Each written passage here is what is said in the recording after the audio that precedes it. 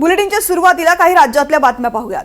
Hyderabad gazetteer बाबत शासन निर्णय काढल्यानंतर आता सातारा गॅझेटच्या अंमलबजावणीसाठी राज्य सरकारने हालचाली सुरू केलेल्या आहेत। सातारा गॅझेटवरती आधारित अहवाल तयार करण्याचे आदेश मराठा आरक्षण मंत्रिमंडळ उपसमितीने पुणे विभागीय आयुक्त चंद्रकांत कुलकुंटकवार यांना मंगळवारी दिलेले आणि हैदराबाद राजपत्रावरून एकीकडे ओबीसी संघटनांकडून नाराजी व्यक्त होत असतानाच मराठा उपसमितीने हे पाऊल उचललेले आहे। मनोज जरांगे पाटील यांनी सातारा गॅझेट लागू करण्याची मागणी केल्यानंतर मराठा आरक्षणावरील मंत्रिमंडळ उपसमितीने पुणे विभागीय आयुक्तांना 3 दिवसात अहवाल सादर करण्याचे आदेश दिले।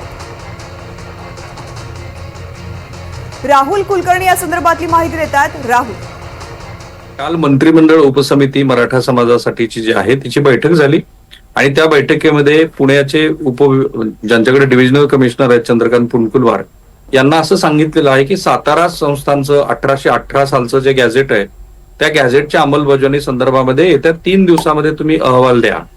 हे का सांगितलं गेलं आहे? कारण मनोज जरांगे पाटील यांना शिवेंद्रराजे भोसले यांनी जाहीर शब्द दिला होता की 1 महिन्याच्या आत आम्ही सातारा गॅझेटची सुद्धा अंमलबजावणी करू, जसं हैदराबाद संस्थांमधल्या गॅझेटची अंमलबजावणी होते आहे। ती अंमलबजावणी कशी होऊ शकते?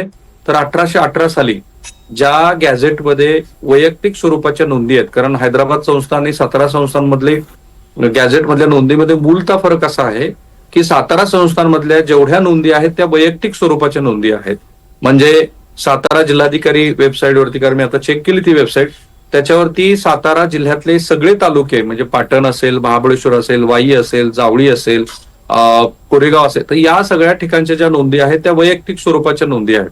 म्हणजे जेव्हा 1818च्या आधी मराठा समाज अशी कुठेच नोंद नव्हती सातारा संस्थांमध्ये, परंतु काही काळानंतर मात्र काही लोकांनी आपल्या जात बदलली, म्हणजे कुणबी हे सोडून दिलं आणि मराठा असं नावायला सुरुवात केली। परंतु ज्यांच्या कुणबी नोंदी आहेत त्यांच्या कुळ प्रथा, त्यांचा शेती व्यवसाय संदर्भातला व्यवहार, ह्या सगळ्याच्या नोंदी ह्या जिल्हाधिकारी कार्यालयाच्या वेबसाईटवरती वैयक्तिक स्वरूपामध्ये दिसतात। त्याचा आधार घेऊन ज्यांना आता कुणबी प्रमाणपत्र देणं गरजेचं आहे, कारण माझ्या माहितीनुसार साताऱ्यामध्ये ज्यांची अशा पद्धतीची नोंद आहे ती 2004 पासूनच सुरुवात झालेली आहे गॅझेट नुसार कुणबी प्रमाणपत्र घ्यायला। त्याच्यात आणखी सुस्पष्टता यावी या दृष्टीनं सरकार प्रयत्न करत आहे आणि त्यासाठी जो शब्द दिला होता त्या शब्दाप्रमाणे येत्या 3 दिवसामध्ये कुलकुंटकवार यांच्याकडनं अहवाल घेतला जाईल।